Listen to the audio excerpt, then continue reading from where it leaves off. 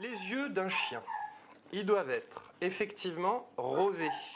Donc, la muqueuse est rosée. Vous la voyez? Bien. Vous la voyez, là?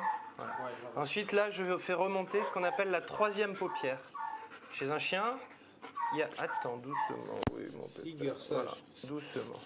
Donc là, voilà la... Ah non, non, doucement, laisse-moi faire. Là, on a une troisième paupière qui remonte. C'est une troisième paupière qui protège l'œil en cas d'agression. Quand on la fait remonter, on voit bien à la fois cette troisième paupière et puis la muqueuse qui est rosée. On voit bien aussi au-dessus de l'œil le blanc, ça s'appelle la sclère ou la sclérotique. Elle aussi est blanche, avec quelques vaisseaux, mais très fins.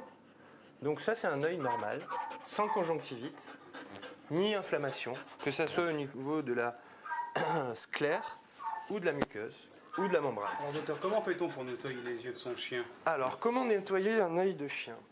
Ben, écoutez, c'est très simple. D'abord, utilisez des produits soit humains, comme le sérum physiologique Unidose, achetable en pharmacie. Je vous conseille d'ailleurs les Unidose bébés.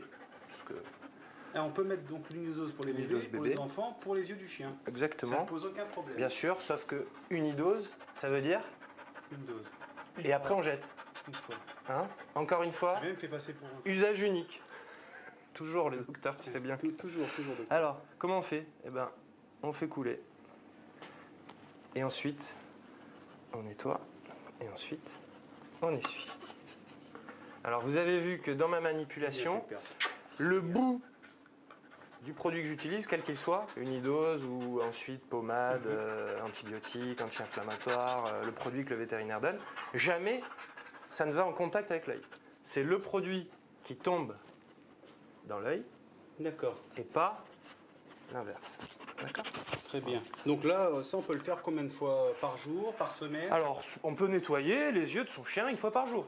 D'accord. Mais s'il n'y en a pas besoin, on peut le faire quand il y en a besoin uniquement. Donc ça, c'était pour un produit liquide. Maintenant, on pourrait faire une petite démonstration avec une petite pommade. On fait couler la pommade dans ce qu'on appelle le cul-de-sac conjonctival de l'œil. Le cul-de-sac conjonctival de l'œil, c'est cet endroit-là, ici.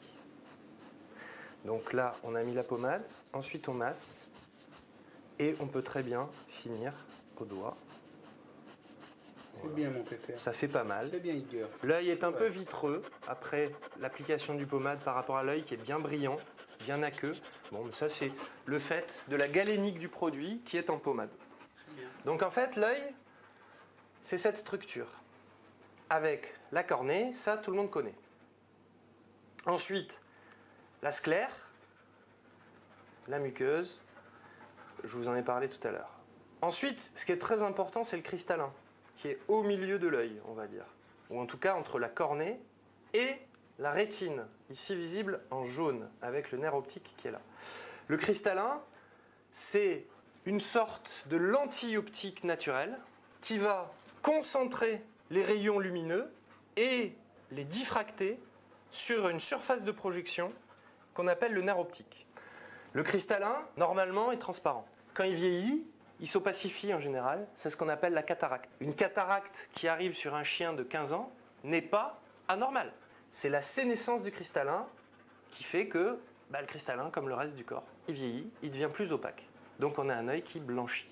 Et les rayons passent moins. Et effectivement, au bout d'un moment, quand une cataracte est vraiment importante, on n'arrive plus à voir la rétine. Quand je fais un fond d'œil, c'est ce que je regarde. Je regarde la rétine. Et donc, mes rayons lumineux, ils traversent toutes les structures. Et avec un petit disque, je peux m'arrêter ici, là, là, là. Je peux voir toutes les structures de l'œil. Mais ça, on peut le faire qu'avec un ophtalmoscope. Donc, effectivement, une vraie consultation de l'œil de votre chien, ça passe par ces outils et donc par une consultation vétérinaire.